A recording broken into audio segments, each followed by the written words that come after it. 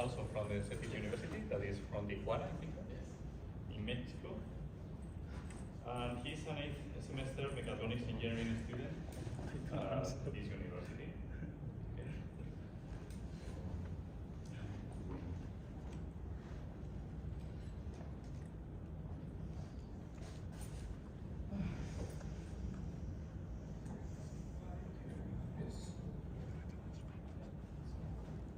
Whenever you're ready.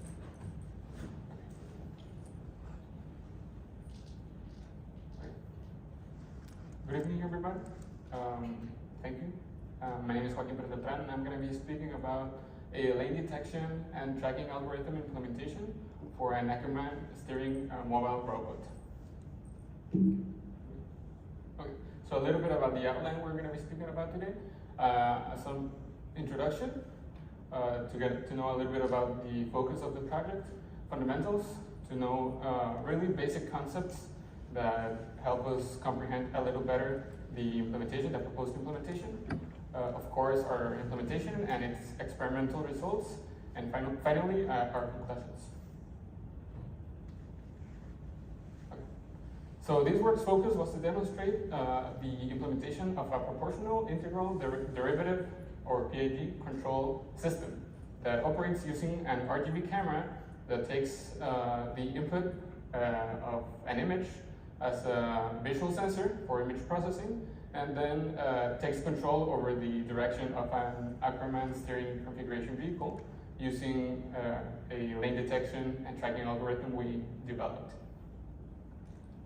So the main objectives of this project are to develop a lane detection and tracking algorithm using mostly or completely Python language, then to implement a PID feedback control loop using a single variable, which is going to be our center lane, and then to run an image or a series of images captured with the RGB camera through the algorithm and control loop, so we can control efficiently the vehicle.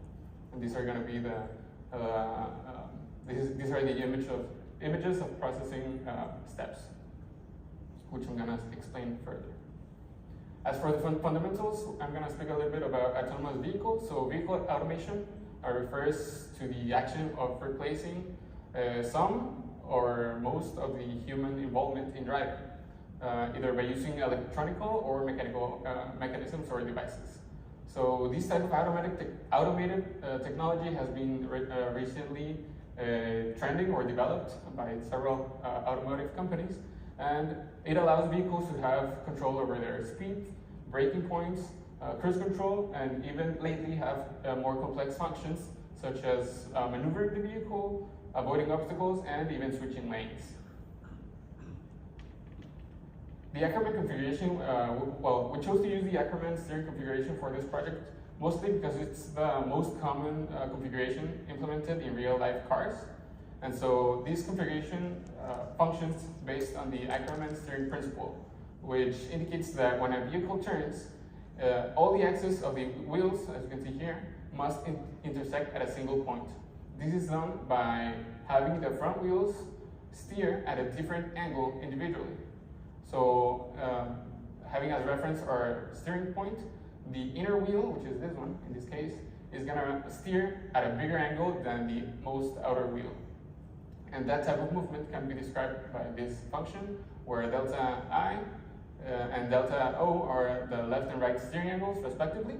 WF is the distance between my wheels, and L is the distance between my front and rear axles.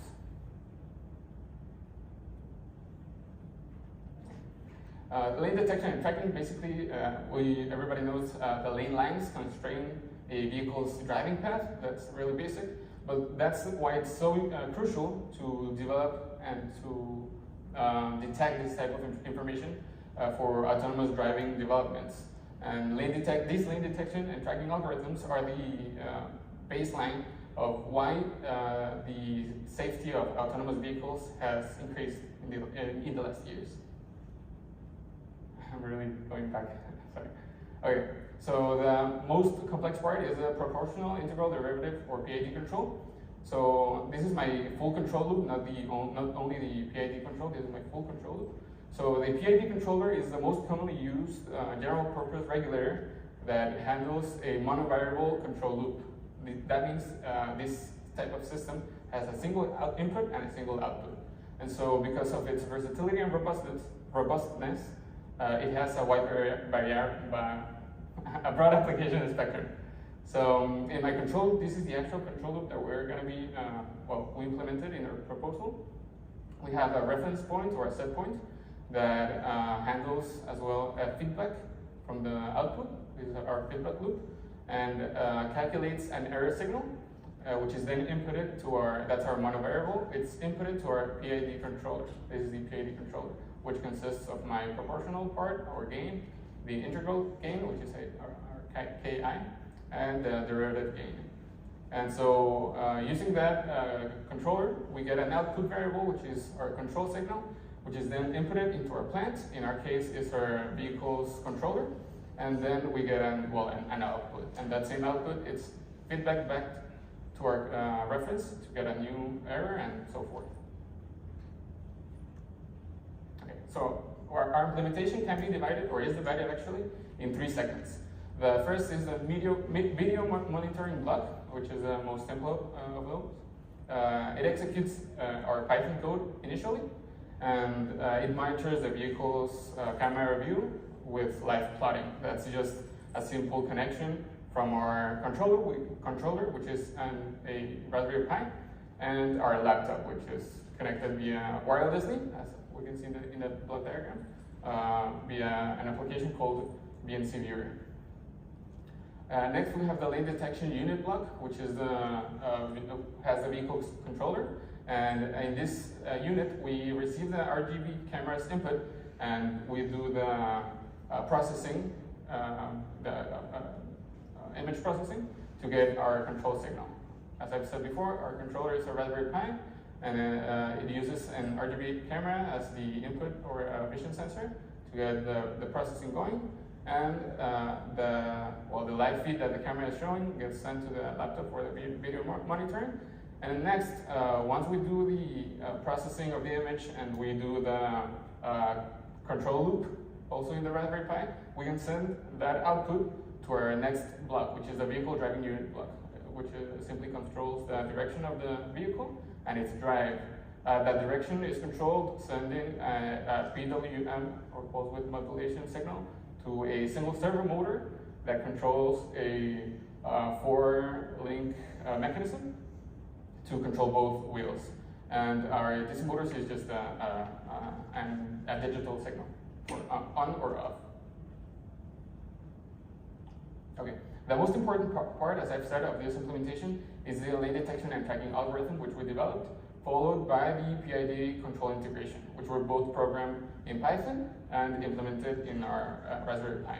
And so here we can see the stages of the processing, as well as the trajectory of the car. This is simulated with a Coppelia simulation, or previously VREP, using a mechanism and the same principles, the same code, but just a different color analysis or image processing.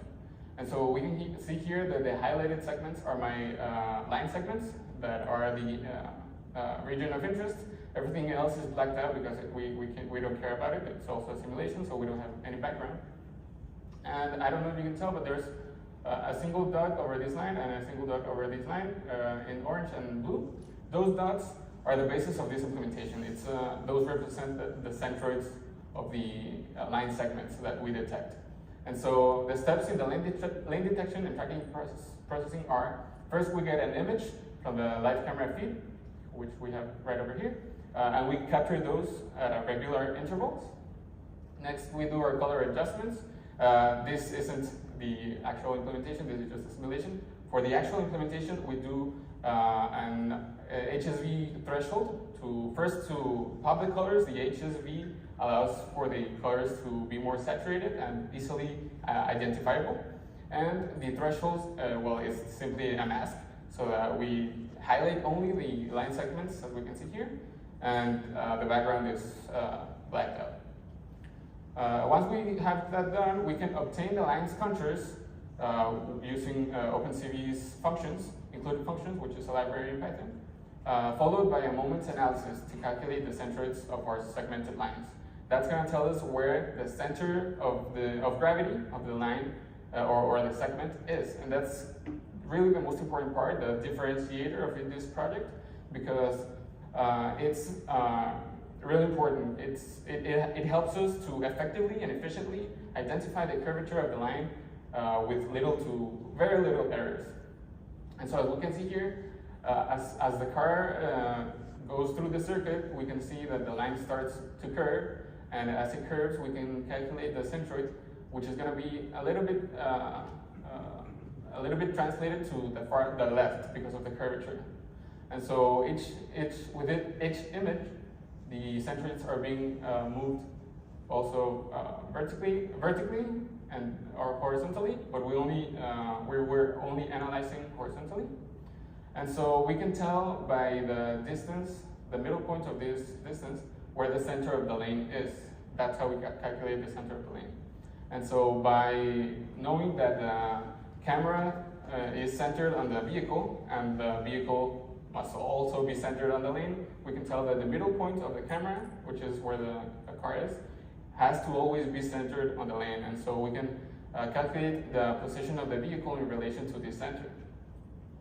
And so we can use this position as a reference for a feedback control loop.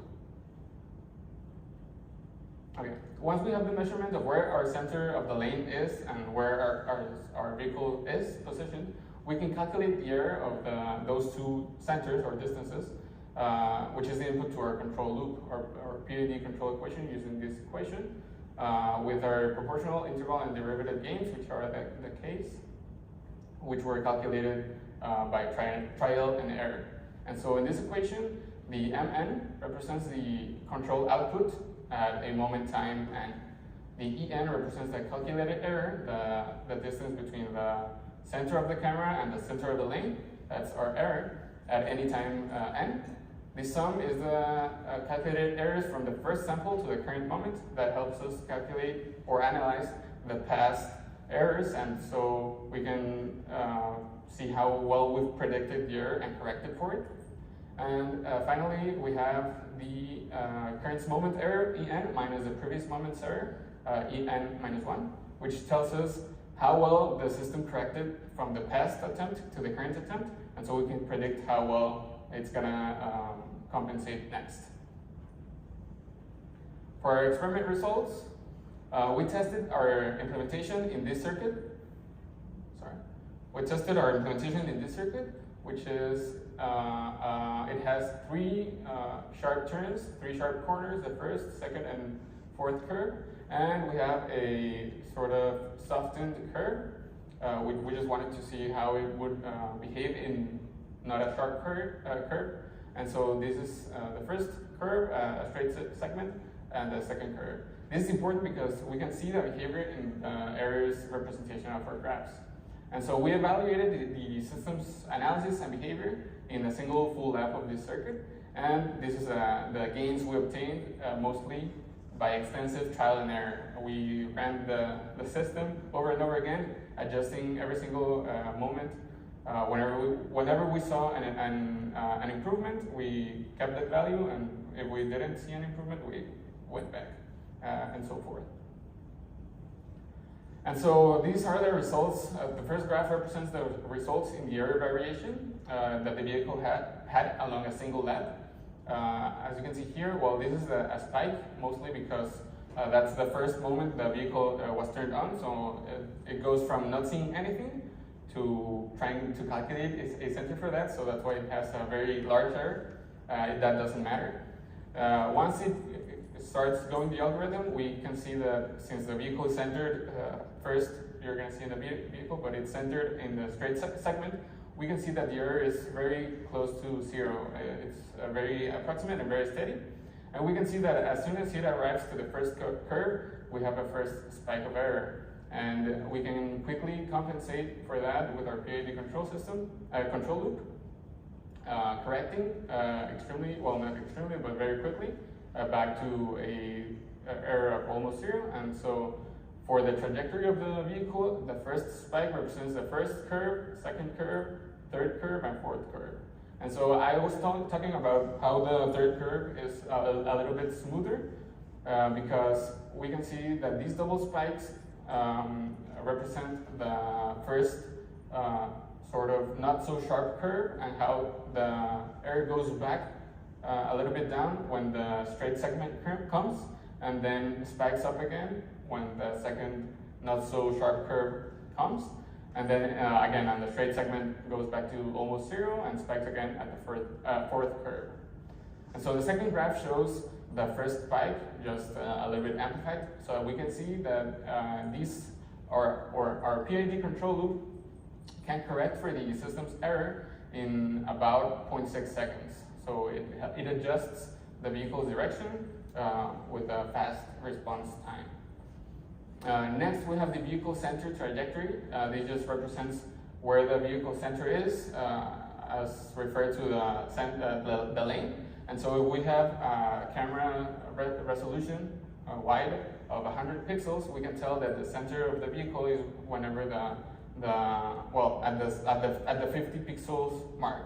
And so these two graphs correlate directly, because whenever we see a spike in error, we see that the centroids, or the center of our vehicle, had a drop. That represents that whenever it was at the middle point, stable, it drops to 10 because it inclines to the left of the camera, and so it quickly corrects by returning or steering and returning to the center again for the first curve, second curve, third curve, and fourth curve. And these results directly correlate to this error variation.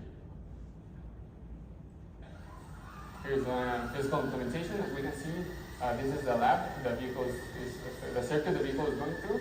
First, we have the image threshold. This is the threshold once we've applied our HSV filter. And so here we have the mask that only shows the highlighted segments. It's important to note that we had to do a little bit of extra tuning because of the floor's color. We chose to use orange painter's tape, which kind of blended in with the orange floor. It's kind of between orange and brown. And so, yeah, that's why we had to do an adjustment. And the second screen shows the lane detection and tracking. So we highlighted that. And finally, the successful operation of the vehicle, its ability to stay within the lane and actively correct its trajectory based on the error calculations, demonstrate the effectiveness of our PID control system and the lane detection algorithm.